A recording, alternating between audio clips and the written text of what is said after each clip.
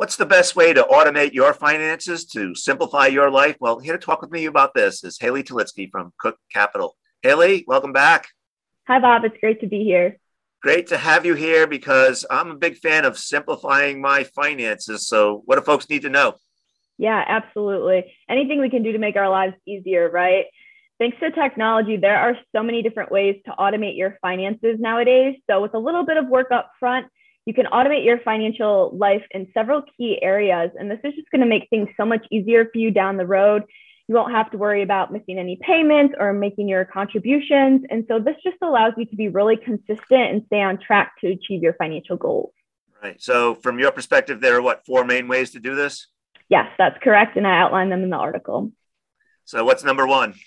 Yeah, so starting out with a budgeting app. So a budgeting app is just going to make your life so much easier because it allows you to connect all of your accounts, whether that's your savings accounts, any loans that you might have, and your investment accounts, and it puts it all in one place so you can track your net worth.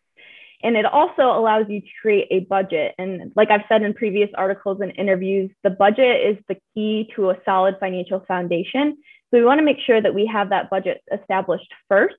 I personally use Mint, but there's a lot of really great different free or low cost apps out there.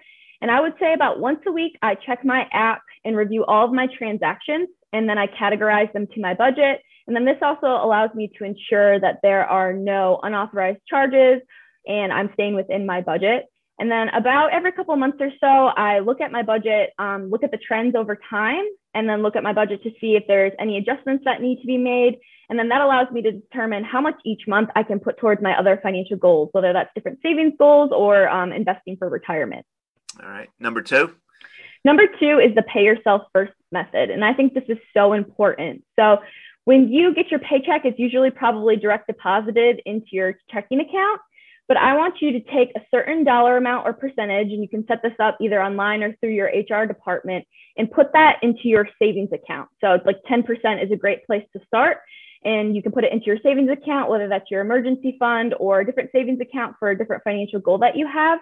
And then you don't touch that money. So that is a great way to allow you to save without having to go back into your checking account later and transfer the funds over. Right. So in terms of your preference, any thoughts about whether you might use an online bank or a brick and mortar bank for that kind of activity? Yeah, so it kind of depends on your personal preference, but I will say definitely for your savings goals, you probably want to look into an online savings account just because the interest rates are a little bit higher. They're like 0.5%. For your high yield savings account. So not a huge difference, but it does add up in the long run. And I just think the technology with a lot of these online banks is a lot more advanced. I personally use Ally, and they allow you in your savings account to set up different buckets. So you could have a travel bucket, a wedding bucket, a down payment bucket, and it's all within that savings account, but it allows you to split up your goals based on, what your actual financial goals are. Right. So in the old days, a bill would come in and I'd have to write out a check to pay it, but that's not the case anymore. That's correct. Yeah. So you want to automate your bill payments as much as you can, because otherwise you have to remember to make that payment each month. And obviously, if that payment slips through the cracks, you could owe interest on that and it could hurt your credit score. So pretty much anything nowadays you can auto pay. I want you to remember to leave a cushion in your checking account, especially for the first few months, because you don't want to auto draft when starting out with this payment in your checking account. And also, if you have a rewards credit card, try to put as many payments on that card as possible, because that's just going to earn you either cash back or travel rewards points, as long as you're being responsible with your credit cards and paying them off in full each month. So lastly, retirement contributions?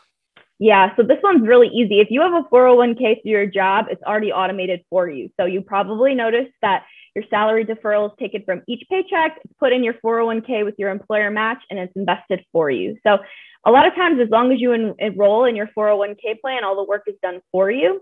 But if you don't have a 401k plan, or if you want to save additional funds for retirement, you can open an IRA or a Roth IRA, or even further, a taxable brokerage account, and then just set up automatic monthly payments from your bank account to be deposited into that investment account each month. Just keep in mind, with those type of accounts, you'll probably have to go in and invest the funds yourself each month. So just set up like a calendar reminder or something to remind you to invest those funds each month or every couple months. Yeah. So much of personal finance might seem complicated on paper, but you've made it seem pretty easy to do with a few steps to automate your finances. Yeah, that's correct. Like I said, it might just take a little bit of time, maybe an hour or so up front to get all of these things set up. But just think about how much time you're going to save each month and just what you're going to have so much less stress when you don't have to worry about doing these things each week or each month. So it's definitely worth the effort up front. Yeah. Well, Haley, I want to thank you as always. It's always a pleasure having you share your knowledge and wisdom with our readers and our viewers. Happy to be here. Thank you, Bob.